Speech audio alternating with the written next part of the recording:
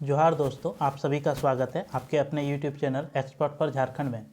दोस्तों, आज के इस वीडियो में आपको रेलवे एनटीपीसी का previous year question bank CBT 1 करेंगे दोस्तों, जिसमें आपको जीके और जीएस के जितने भी प्रश्न पूछे गए हैं 21 जनवरी 2021 में द्वितीय पाली में जितने भी आपके जीके और जीएस के प्रश्न पूछे गए हैं उन सभी प्रश्नों को करेंगे और साथ में उन प्रश्नों का व्याख्या भी देखेंगे, ताकि आगामी जो आपका एनटीपीसी का एग्ज़ाम है या फिर जो आप ALP का एग्ज़ाम देने जा रहे हैं तो उन बच्चों के लिए ये वीडियो जो है काफ़ी ज़्यादा इम्पोर्टेंट हो जाता है कि आपके जो है किस तरह से प्रश्न रेलवे में पूछे जाते हैं और कौन कौन सेक्शन से सबसे ज़्यादा प्रश्न पूछे जाते हैं। इस वीडियो को देखने के बाद जो है आपको ये पूरी तरह से जानकारी मिलेगी।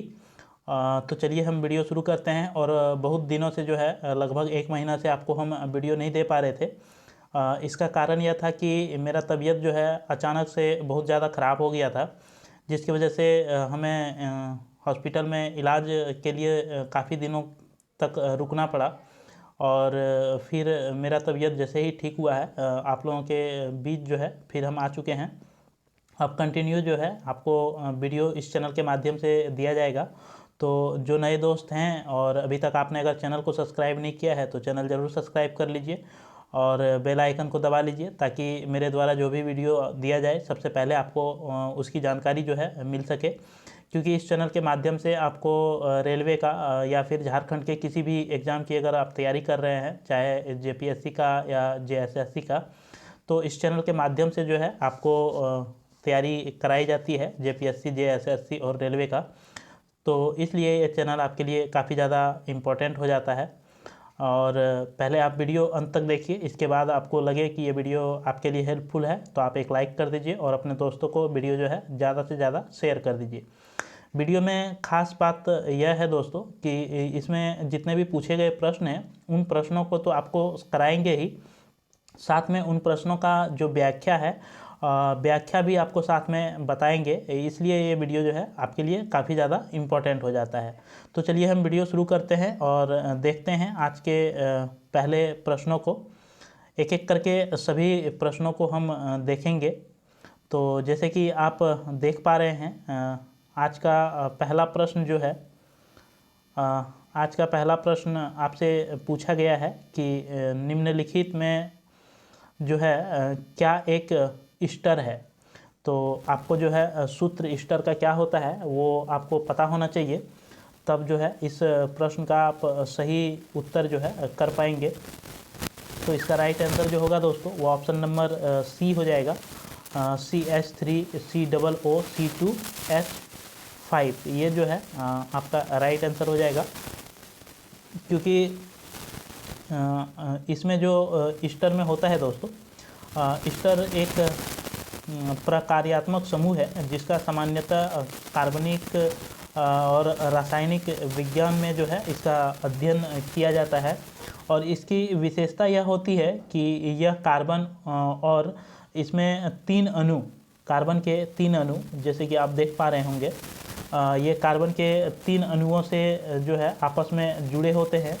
और एक कार्बन के साथ जो है एकल बंधन और एक ऑक्सीजन के लिए जो है दोहरा बंधन, यानी कि दूसरा बंधन, 2 बंधन जो है एक साथ बनाते हैं। और एक ऑक्सीजन के लिए जो है एक एकल बंधन का जो है बनाता है। एकल बंधन ऑक्सीजन दूसरे कार्बन से जो है बंधा होता है और इसका नाम पेरेंट अल्कोहल या फिर पेरेंट एसिड भी कहा जाता है। इसका नाम जो है आप याद रख लीजिए, इसका नाम जो है या तो पेरेंट अल्कोहल बोल सकते हैं या फिर आप इसको पेरेंट एसिड भी बोल सकते हैं।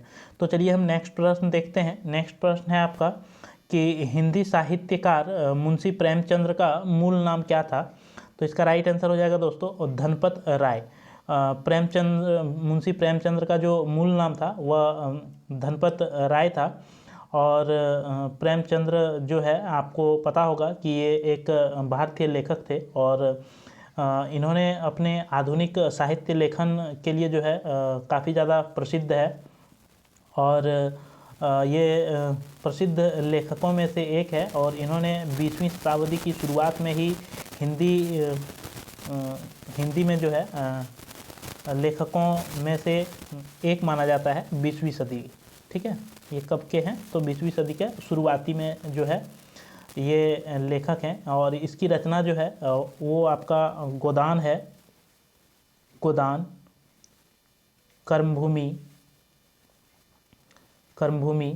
इसके बाद गमन है, गबन, इसके बाद आपका मानसरोवर है, मानसरोवर के बाद ईदगाह है, और बहुत सारे इसके जो है रचनाएं हैं दोस्तों। ये कुछ प्रमुख था इसलिए आपको नाम बता दिए। तो चलिए हम नेक्स्ट प्रश्न देखते हैं। अगर ज़्यादा समय लेंगे तो वीडियो काफ़ी ज़्यादा लंबा हो जाएगा, इसलिए जल्दी जल्दी जो है आपको वीडियो में सभी प्रश्नों को कराने का कोशिश करेंगे और व्याख्या भी बताएंगे दोस्तों। तो नेक्स्ट सवाल जो है आपका, नेक्स्ट सवाल है कि 65वें जो फिल्म फेयर, ये करंट अफेयर्स का सवाल है कि 65वें फिल्म फेयर पुरस्कार 2020 में मुख्य भूमिका पुरुष के लिए सर्वश्रेष्ठ अभिनेता का पुरस्कार किसने जीता था। तो इसका राइट आंसर हो जाएगा दोस्तों रणवीर सिंह। ऑप्शन नंबर 4 जो है ये राइट हो जाएगा, रणवीर सिंह ने जीता था। और इसका जो फिल्म था वह गली बॉय के लिए जो है इसे दिया गया था दोस्तों। और अगर महिला में बात करें तो आलिया भट्ट को ये पुरस्कार जो है 2020 में मिला था। तो चलिए नेक्स्ट प्रश्न देखते हैं। नेक्स्ट प्रश्न है दोस्तों आपका कि WHO जो है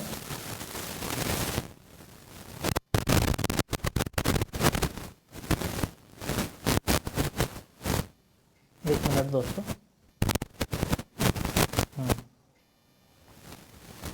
WHO ने 2023 तक औद्योगिक रूप से उत्पादित वैश्विक खाद्य आपूर्ति से निम्नलिखित में से किसे समाप्त कर देने के अपने लक्ष्य को प्राप्त करने के लिए फूड एंड बेवरेज अलायंस के साथ समझौता किया। तो इसका राइट आंसर आपका हो जाएगा दोस्तों ट्रांसफैट के साथ जो है WHO ने औद्योगिक रूप से उत्पादित वैश्विक खाद्य आपूर्ति के लिए जो है समझौता पर हस्ताक्षर किया था। नेक्स्ट प्रश्न हम देखते हैं। नेक्स्ट प्रश्न है दोस्तों आपका, नेक्स्ट प्रश्न है कि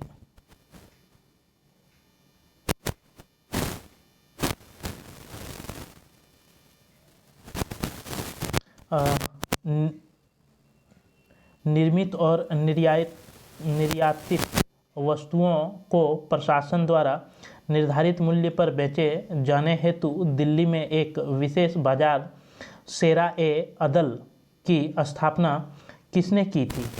तो इसका जो राइट आंसर होगा दोस्तों वह आपका ऑप्शन नंबर सी जो है राइट हो जाएगा, अलाउद्दीन खिलजी ने जो है ये स्थापना किया था। और वस्तुओं की कीमत तय करने के लिए जो है अलाउद्दीन खिलजी ने बाज़ार की श्रेणियों का जो है विभाजन किया था और बाज़ार को सामान्यतः जो है 3 श्रेणियों में बांटा गया था। मुख्य अनाज बाज़ार या मंडी के साथ साथ जो है शहर के सभी मोहल्लों में मूल्य नियंत्रित आधारित जो है दुकान स्थापित किए थे, जिसे जो है शेर-ए-अदल कपड़े और वलासिता की वस्तुओं के लिए जो है एक विशेष बाज़ार था और गुलामों, घोड़ों और मवेशी के लिए जो है अलग बाज़ार था। यानी कि इन्होंने 3 तरह की बाज़ार का जो है स्थापना किया था अलाउद्दीन खिलजी ने। नेक्स्ट प्रश्न देखते हैं। नेक्स्ट प्रश्न है दोस्तों आपका कि मिश्रित कृषि की मुख्य विशेषता क्या है। तो इसका जो राइट आंसर होगा दोस्तों वह हो जाएगा पशुओं का पालन और फसलों की खेती एक साथ करना। ये जो है आपका मिश्रित कृषि के अंतर्गत आता है। मिश्रित कृषि में जो है फसल का भी उत्पादन किया जाता है और पशुओं को जो है वो साथ में पालन किया जाता है। एक ऐसी ये श्रृंखला है जिसमें जो है दोनों के जरिए जो है उत्पादन का काम जो है किसान करते हैं, जिसे जो है मिश्रित कृषि के अंतर्गत रखा जाता है। नेक्स्ट प्रश्न देखते हैं हम। नेक्स्ट प्रश्न है आपका कि भारतीय अर्थव्यवस्था, खाली जगह है, तो भारतीय अर्थव्यवस्था जो है एक मिश्रित अर्थव्यवस्था आपका है, इसलिए ऑप्शन नंबर बी जो है आपका राइट हो जाएगा। 1991 में भारत ने अपने आर्थिक प्रतिबंधों में ढील देना शुरू कर दिया था और उदासीकरण को बढ़ावा देने के कारण जो है देश के निजी क्षेत्र में वृद्धि हुई थी 1991 में। और वर्तमान में जो है भारत के एक मिश्रित अर्थव्यवस्था माना जाता है, जो कि निजी और सार्वजनिक क्षेत्र के सहभागिता इसमें शामिल है। इससे देश के अंतर्राष्ट्रीय व्यापार में लाभ जो है वो मिलता है। तो नेक्स्ट प्रश्न देखते हैं हम। नेक्स्ट प्रश्न है दोस्तों आपका कि चार्ल्स बेबेज द्वारा डिजाइन किया गया पहला यांत्रिक कंप्यूटर किस नाम से जाना जाता है? तो इसका राइट आंसर आपका हो जाएगा दोस्तों एनालिटिकल इंजन के नाम से जो है जाना जाता है। ऑप्शन नंबर बी जो है आपका राइट हो जाएगा।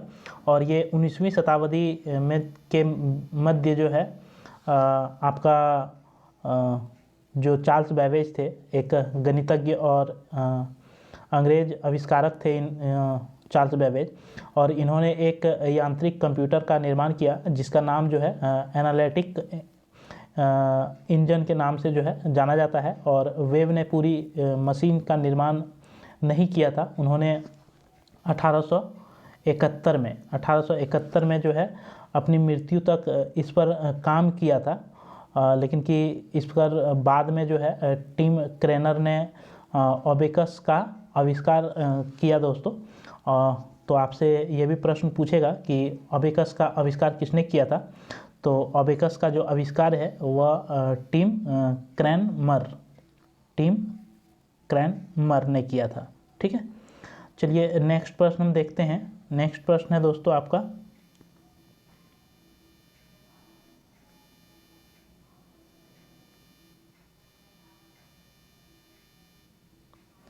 नेक्स्ट प्रश्न है कि इनमें से कौन सा संगठन जलवायु परिवर्तन के प्राकृतिक, राजनीतिक और आर्थिक प्रभावों के साथ साथ इसका उद्देश्यपरक वैज्ञानिक दृष्टिकोण प्रदान करता है? तो इसका राइट आंसर जो होगा दोस्तों वो आपका हो जाएगा international union for conservations of nature. Option number 3 जो है यानी कि सी आपका राइट हो जाएगा दोस्तों। International union for convention of nature, I इसका अगर बात करें हम तो IUCN। ठीक है, ये शॉर्ट नाम है जो कि अंतर्राष्ट्रीय स्तर पर प्राकृतिक संसाधनों के संरक्षण के लिए जो है ये एक समर्पित अंतर्राष्ट्रीय संगठन है। और इसकी स्थापना जो हुई थी दोस्तों वह 5 अक्टूबर 1948 को जो है इसकी स्थापना हुई थी। और यह जो है एक डेटा जमा करता है और इसका विश्लेषण करता है कि क्षेत्रीय परियोजनाओं या फिर शिक्षा का क्षेत्र में जो है कार्य का ये जो है विश्लेषण और डाटा जमा करने का काम करता है IUCN। ठीक है, तो नेक्स्ट प्रश्न हम देखते हैं। नेक्स्ट प्रश्न है दोस्तों आपका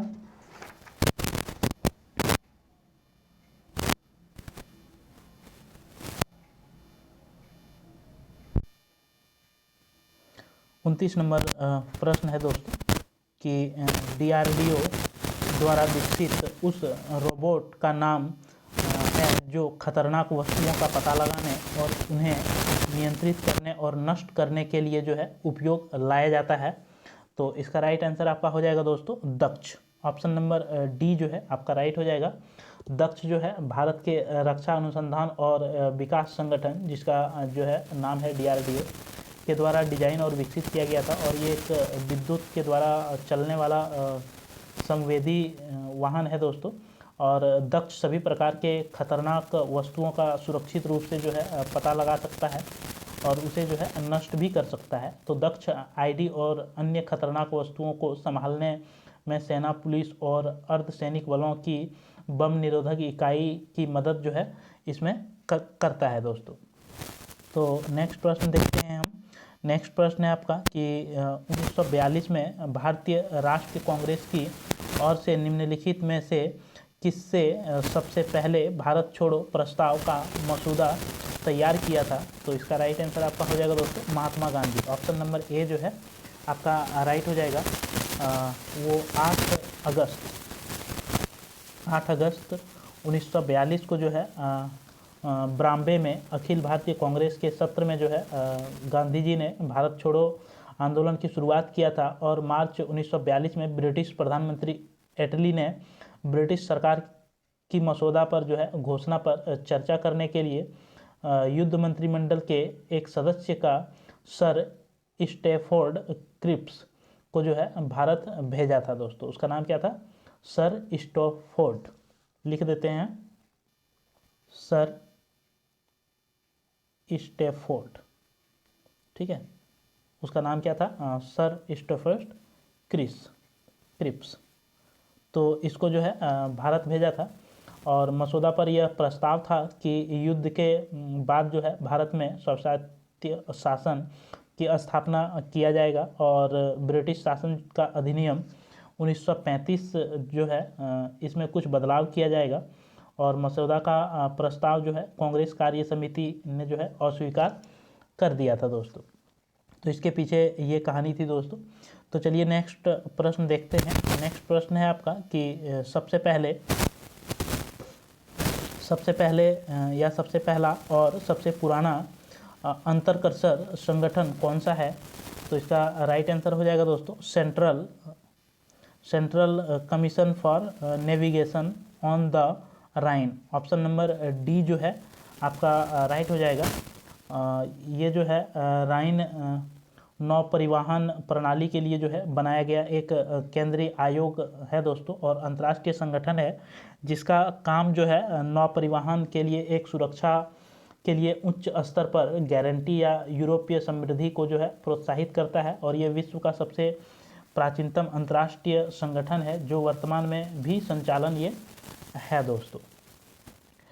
नेक्स्ट प्रश्न हम देखते हैं। नेक्स्ट प्रश्न है दोस्तों आपका कि वर्ष 2019 में एशियन क्वेस चैंपियन में पुरुष एकल का खिताब किसने जीता? तो इसका जो राइट आंसर हो जाएगा दोस्तों वह आपका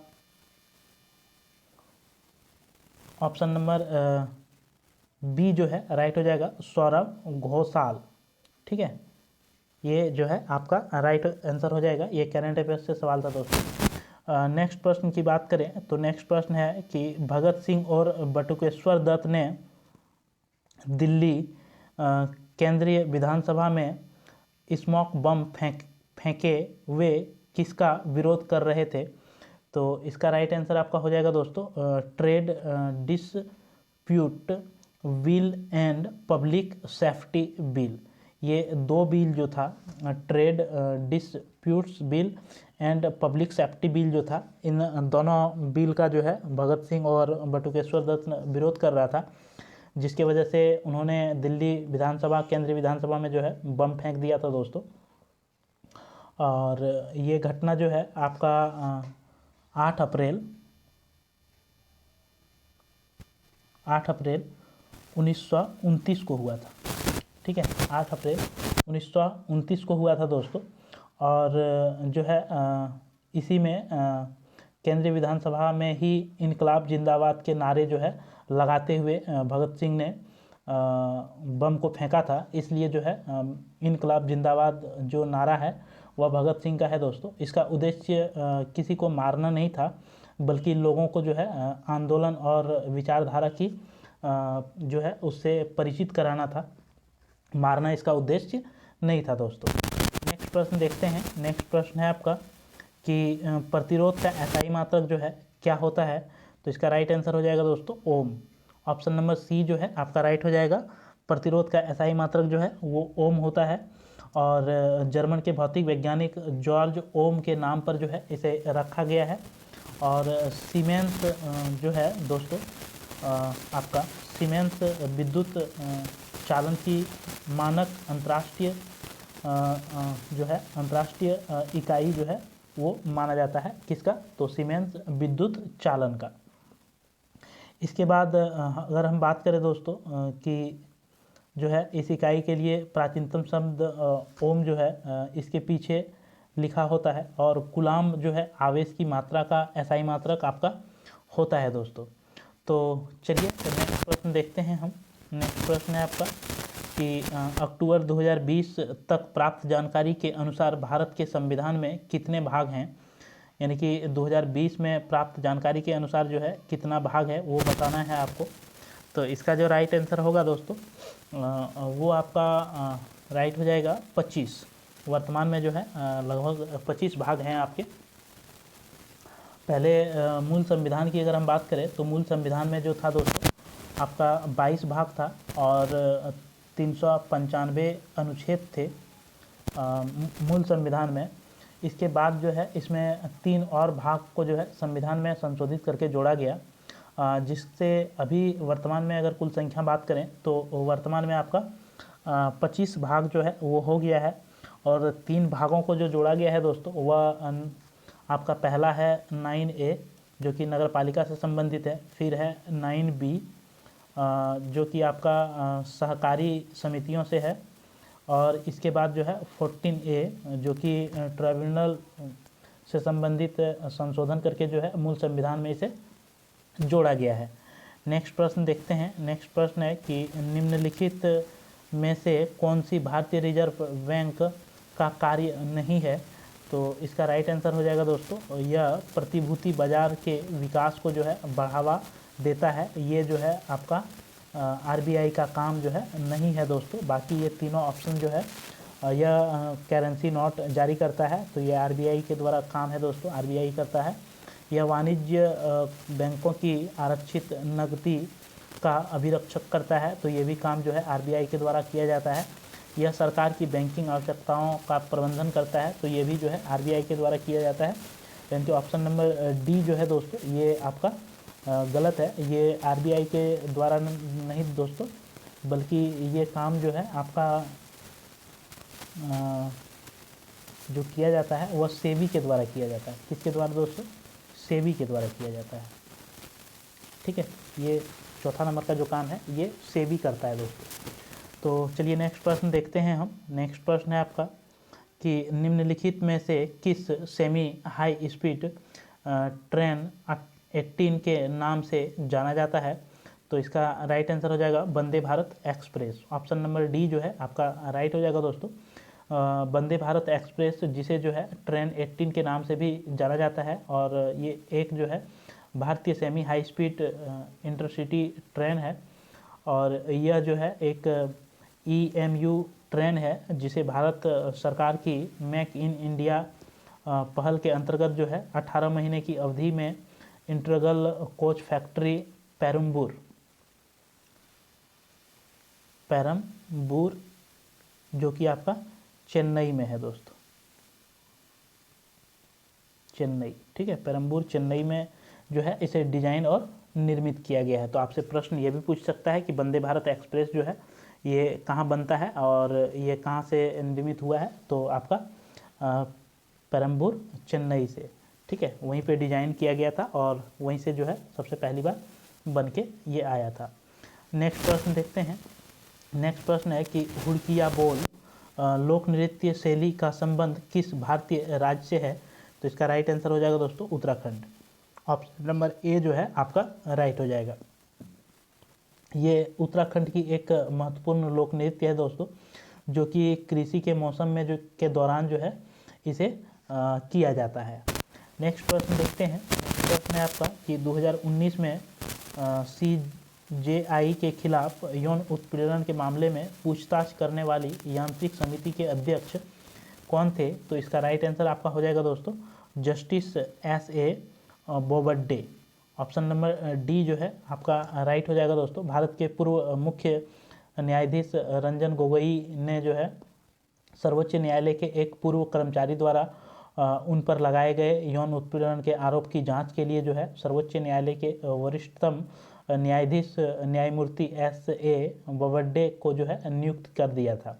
ठीक है, तो चलिए हम नेक्स्ट प्रश्न देखते हैं। नेक्स्ट प्रश्न है दोस्तों आपका कि मानव शरीर की सबसे लंबी हड्डी कौन सी है। तो इसका राइट आंसर जो होगा दोस्तों वो ऑप्शन नंबर डी हो जाएगा, जांग की हड्डी, जिसका नाम जो है क्या है तो फीमर हो है। फीमर जो हड्डी होती है वह जांग की हड्डी को बोलते हैं, और इसकी लंबाई जो है आपका 19.9 इंच होता है दोस्तों। ठीक है। इसकी लंबाई लगभग कितनी होती है, तो 19.9 इंच जो है इसकी लंबाई होती है। और जो मनुष्य के शरीर में सबसे लंबा हड्डी जो है जांघ की हड्डी या फेमर हड्डी के नाम से जाना जाता है। और ये केवल जांघ को देखकर जो है ये अनुमान लगाया जा सकता है कि फीमर हड्डी सबसे लंबी किसी व्यक्ति में कितना है दोस्तों। ठीक है, तो चलिए नेक्स्ट प्रश्न हम देखते हैं। नेक्स्ट प्रश्न है आपका, निम्नलिखित में से किसे भारत के उपराष्ट्रपति भारत के राष्ट्रपति द्वारा नियुक्त नहीं किया जाता है। तो इसका राइट आंसर जो होगा दोस्तों वह हो जाएगा, राज्यों के मुख्यमंत्री जो है ये राष्ट्रपति के द्वारा नियुक्त नहीं किए जाते हैं।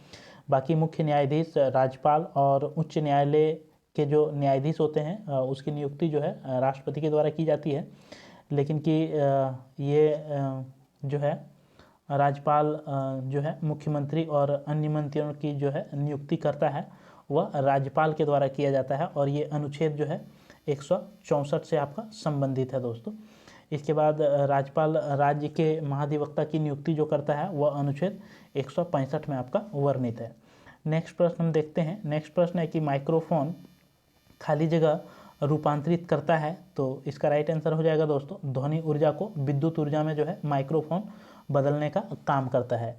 जैसे कि आप लोगों को जो हम पढ़ा रहे हैं दोस्तों, तो हमारी आवाज़ जो है माइक के द्वारा रिकॉर्ड की जा रही है, तो ये जो है ध्वनि ऊर्जा को जो है विद्युत ऊर्जा में बदलने का काम करती है माइक्रोफोन। ठीक है, तो चलिए नेक्स्ट प्रश्न हम देखते हैं। नेक्स्ट प्रश्न है दोस्तों आपका,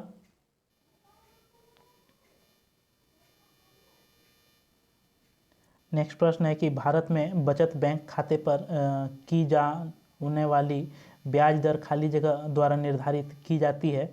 तो इसका राइट आंसर जो होगा दोस्तों वो ऑप्शन नंबर डी हो जाएगा, संबंधित बैंक के द्वारा जो है ब्याज में बचत खाते में जो आपका ब्याज दर है वह संबंधित बैंक जो है वो आपको निर्धारित करता है। और इन बचत बैंक खातों की प्रति वर्ष जो है लगभग आपका 2.70% से लेकर के 5.25 तक जो है इसमें ब्याज दर की दे सकता है आपको कोई भी बैंक दोस्तों।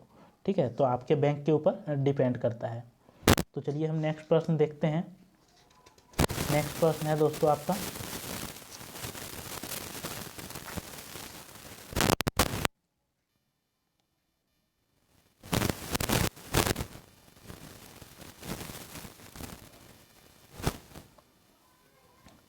नेक्स्ट प्रश्न है कि हमारे शरीर में प्रोटीन की कमी से कौन सा रोग होता है।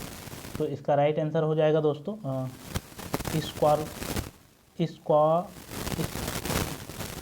क्वासियोकोर। ठीक है, क्वासिको, ये जो है ऑप्शन नंबर ए ये राइट हो जाएगा। ये प्रोटीन की कमी से जो है मनुष्य के शरीर में होने वाला रोग है दोस्तों। और प्रोटीन या फिर अन्य विटामिन की कमी या खनिज की अपर्याप्त मात्रा के कारण जो है ये बीमारी मनुष्यों में होती है। और विकासशील देशों में जो है सीमित खाद्य आपूर्ति, स्वच्छता और बच्चों के पर्याप्त आहार देने के महत्व के बारे में जो है शिक्षा की कमी से जो है ये बातें सामने निकल के आती है। नेक्स्ट प्रश्न देखते हैं हम। नेक्स्ट प्रश्न है आपका,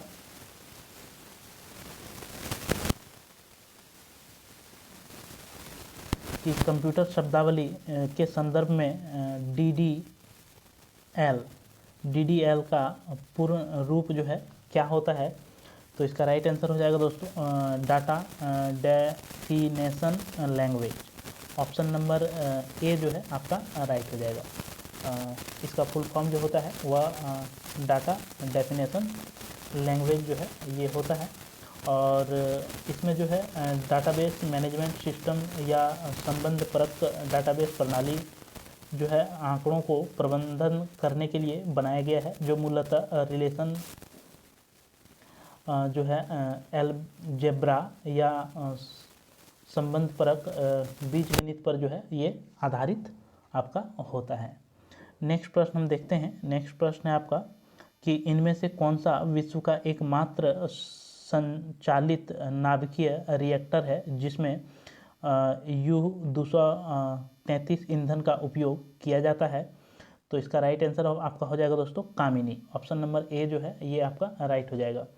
कामिनी जो है दोस्तों कलपक्कम मिनी रिएक्टर जो है ये भारत के कलपक्कम में इंदिरा गांधी परमाणु अनुसंधान केंद्र में जो है स्थित एक शोध रिएक्टर है, जो कि आपका 29 अक्टूबर 1996 को जो है प्रारंभ इसमें किया गया था। और कामिनी देश का प्रथम और वर्तमान में विश्व का एकमात्र रिएक्टर है जिसमें विशेष रूप से यूरेनियम 233 ईंधन का जो है प्रयोग किया जाता है डिजाइन के लिए दोस्तों। और परमाणु ईंधन के उत्पादन के लिए जो है थोरियम के बड़े भंडार का उपयोग भारत के परमाणु ऊर्जा कार्यक्रम की एक प्रमुख रणनीति है दोस्तों।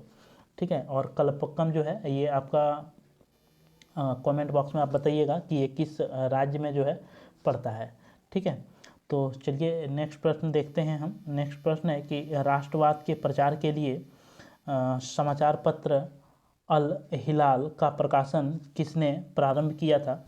तो इसका राइट आंसर हो जाएगा दोस्तों मौलाना अबुल कलाम आज़ाद के द्वारा जो है अल हिलाल जो है समाचार पत्र प्रकाशित किया गया था, अल हिलाल। और ये एक साप्ताहिक उर्दू भाषा का समाचार पत्र था दोस्तों। ये साप्ताहिक था और उर्दू भाषा का था, जो कि भारत में ब्रिटिश राज की आलोचना और भारतीय मुसलमानों को भारतीय स्वतंत्रता आंदोलन में शामिल होने और उन्हें प्रोत्साहित करने के लिए जो है इस समाचार पत्र का उल्लेखनीय काम किया गया था।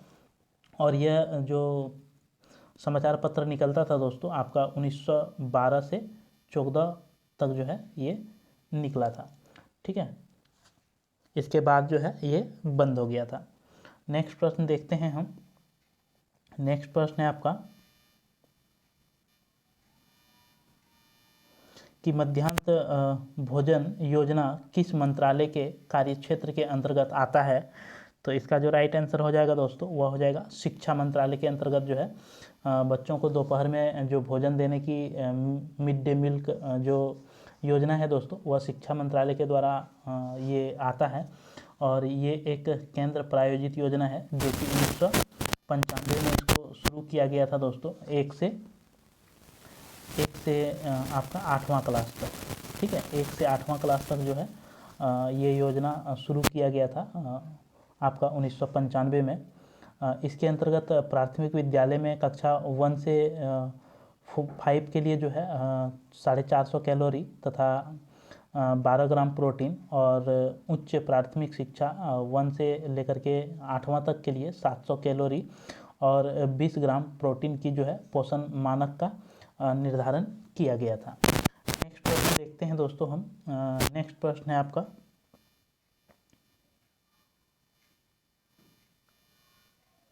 नेक्स्ट प्रश्न है कि निम्नलिखित में से कौन सा तत्व कमरे के ताप पर द्रव होता है? तो इसका राइट आंसर आपका हो जाएगा दोस्तों पारा।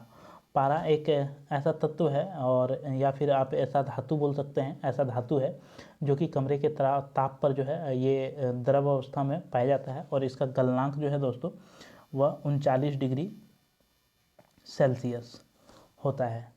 ठीक है, अन्य सभी धातुओं के विपरीत पारा अन्य परमाणुओं के साथ जो है बैलेंस इलेक्ट्रॉनिक को साझा नहीं करता है। और पारा के अंतर्गत पाए जाने वाले अणु नाभिकीय में मजबूती से जुड़े होते हैं, और वह इतना तेज से आगे बढ़ते हैं वे सापेक्ष प्रभाव प्रदर्शित जो है अपना करता है दोस्तों। नेक्स्ट प्रश्न देखते हैं हम। नेक्स्ट प्रश्न है आपका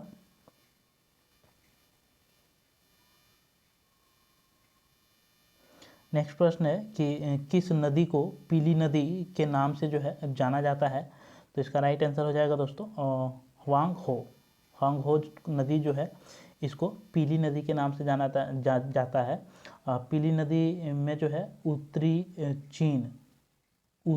चीन में दोस्तों पूर्व मध्य और पूर्व एशिया की प्रमुख नदी हांगहो को जो है इसमें शामिल किया गया है। पीली नदी को चीन की सभ्यता का उद्गम स्थल जो है ये माना जाता है। पीली नदी को जो है चीन की सभ्यता का उद्गम स्थल माना जाता है। नेक्स्ट प्रश्न देखते हैं कि भारत में नील क्रांति का संबंध निम्न में से किससे है? तो इसका राइट आंसर हो जाएगा दोस्तों मत्स्य पालन। नीली क्रांति जो है आपका मत्स्य पालन से संबंधित है और पैकेज कार्यक्रमों के माध्यम से जो है मछली समुद्री उत्पादन में तेज़ी से वृद्धि की अवधारणा को नीली क्रांति जो है कहा जाता है।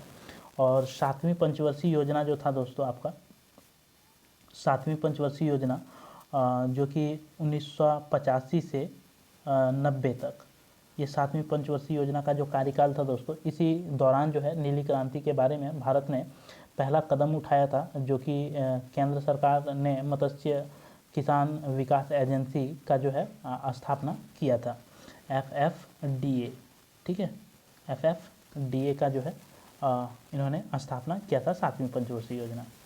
नेक्स्ट प्रश्न हम देखते हैं। नेक्स्ट प्रश्न है दोस्तों आपका कि कुतुब मीनार के पास स्थित कौन सी मस्जिद के बारे में यह माना जाता है कि वह दिल्ली में बनाने वाला पहला मस्जिद था। तो इसका राइट आंसर आपका हो जाएगा दोस्तों कुव्वतुल इस्लाम मस्जिद।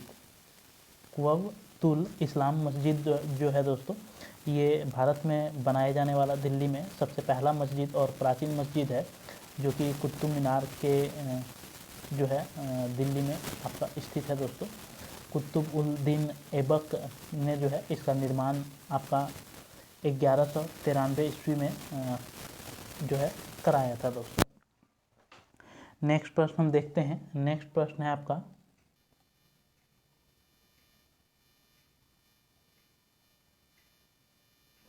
नेक्स्ट प्रश्न है कि पलासी के युद्ध में ब्रिटिश ईस्ट इंडिया कंपनी के सैन्य दल का नेतृत्व किसने किया था। तो इसका राइट आंसर जो होगा वो ऑप्शन नंबर बी हो जाएगा, रॉबर्ट क्लाइव।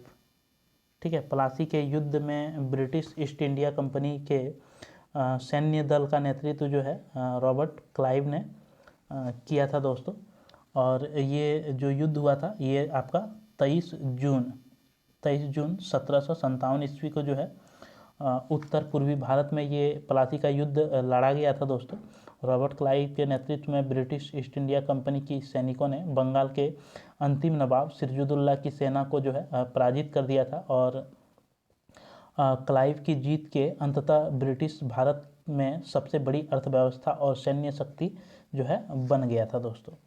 नेक्स्ट प्रश्न देखते हैं। नेक्स्ट प्रश्न आपका है दोस्तों कि भारतीय संविधान का कौन सा संशोधन मौलिक अधिकार के रूप में जो है संपत्ति के अधिकार के उन्मूलन से संबंधित है। तो इसका राइट आंसर आपका हो जाएगा दोस्तों 44वां संविधान संशोधन। ऑप्शन नंबर डी जो है आपका राइट हो जाएगा। 1978 में जो है दोस्तों ये 44वां संविधान संशोधन आपका 1978 में हुआ था और इसमें संपत्ति के अधिकार को जो है मौलिक अधिकार की सूची से जो है बाहर निकाल दिया था और संविधान के एक नया अनुच्छेद 300A में जो है इसका प्रावधान किया गया था इस अधिकार का, जो कि बिना किसी व्यक्ति को उसकी संपत्ति से वंचित नहीं किया जा सकता है। ठीक है, नेक्स्ट प्रश्न हम देखते हैं। नेक्स्ट प्रश्न है आपका कि निम्नलिखित में से किस भारतीय राज्य को 1972 तक नॉर्थ ईस्ट फ्रंटियर एजेंसी के रूप में जाना जाता था। तो इसका राइट आंसर हो जाएगा दोस्तों अरुणाचल प्रदेश को जो है 1972 तक नॉर्थ ईस्ट फ्रंटियर एजेंसी के नाम से जो है जाना जाता था। 20 जनवरी 1972 तक तत्कालीन अनुसंधान निर्देशक श्री विभा वासु दास शास्त्री और अरुणाचल प्रदेश के तत्कालीन मुख्य आयुक्त KAA राज द्वारा नॉर्थ ईस्ट फ्रंटियर एजेंसी, जिसका नेफा हम लोग बोल सकते हैं दोस्तों, नेफा का नाम बदलकर जो है अरुणाचल प्रदेश कर दिया गया तथा यह एक केंद्र शासित प्रदेश जो है बन गया दोस्तों। और अरुणाचल प्रदेश जो है आपका 20 फरवरी 1987 को जो है ये राज्य बना दोस्तों। ये राज्य बना, अरुणाचल प्रदेश जो है राज्य कब बना था तो 20 फरवरी 1987 को, लेकिन कि 1972 को जो है इसे केंद्र शासित प्रदेश यूनियन टेरिटरी जो है बनाया गया था दोस्तों। नेक्स्ट प्रश्न देखते हैं। नेक्स्ट प्रश्न है दोस्तों आपका कि कंप्यूटर के CPU के घटक जो है वो होते हैं तो कंप्यूटर के सीपीयू का जो घटक होता है दोस्तों वह कंट्रोल यूनिट, ALU, मेमोरी, ये जो है कंप्यूटर के प्रमुख घटक हैं। ऑप्शन नंबर बी जो है आपका राइट हो जाएगा दोस्तों। तो आपको जो है इस तरह के घटक पूछेंगे तो आपको थोड़ा ध्यान से ऑप्शन को देखना है दोस्तों, नहीं तो आप इस तरह के ऑप्शन में क्या हो जाएगा कि आप फंस जाएंगे और जानते हुए भी सही प्रश्न को गलत करके आ जाएंगे। तो ध्यान से देख लीजिएगा दोस्तों। चलिए हम नेक्स्ट प्रश्न देखते हैं। नेक्स्ट प्रश्न है कि संयुक्त राष्ट्र UN का कौन सा निकाय प्रत्यक्ष रूप से मनुष्यों के प्रयोजन स्वास्थ्य से संबंधित है? तो इसका राइट आंसर आपका जो होगा दोस्तों वह आपका क्या हो जाएगा? तो इसका राइट आंसर आपका हो जाएगा UNFPA। ठीक है, UNFPA यानी कि संयुक्त राष्ट्र महासभा एक जो है ये सहायक अंग है जो कि यौन तथा प्रजनन स्वास्थ्य एजेंसी के रूप में ये काम करता है दोस्तों। और इस मिशन का उद्देश्य वैश्विक स्तर के प्रत्येक गर्भावस्था की ज़रूरत, शिशुओं का सुरक्षित प्रसव एवं उससे प्रत्येक युवा व्यक्ति की क्षमता का जो है पूरा करना। ये औपचारिक रूप से जो है संयुक्त राष्ट्र जनसंख्या कोष का नाम दिया गया है दोस्तों। UNFPA का जो नाम है वह औपचारिक रूप से संयुक्त राष्ट्र जनसंख्या कोष इसको नाम दिया गया है। इस संगठन जो बना है दोस्तों वह 1969 में बना है। ठीक है, नेक्स्ट प्रश्न देखते हैं हम। नेक्स्ट प्रश्न है आपका कि प्रतिवर्ष बसंत के मौसम में ओजोन छिद्र खाली जगह के ऊपर निर्मित होता है। तो इसका राइट आंसर हो जाएगा दोस्तों अंटार्कटिका। ऑप्शन नंबर बी जो है आपका राइट हो जाएगा। ओजोन छिद्र के प्रत्येक वर्ष जो है तब बनता है जब दक्षिणी गोलार्ध में लगभग 3 महीने सितंबर से नवंबर के दौरान अंटार्कटिका के अधिकांश हिस्सों में ओजोन के स्तर में तेज़ी से गिरावट आता है, जो कि वर्तमान में आपका 60% वर्तमान में जो है 60% तक गिरावट देखा गया है दोस्तों।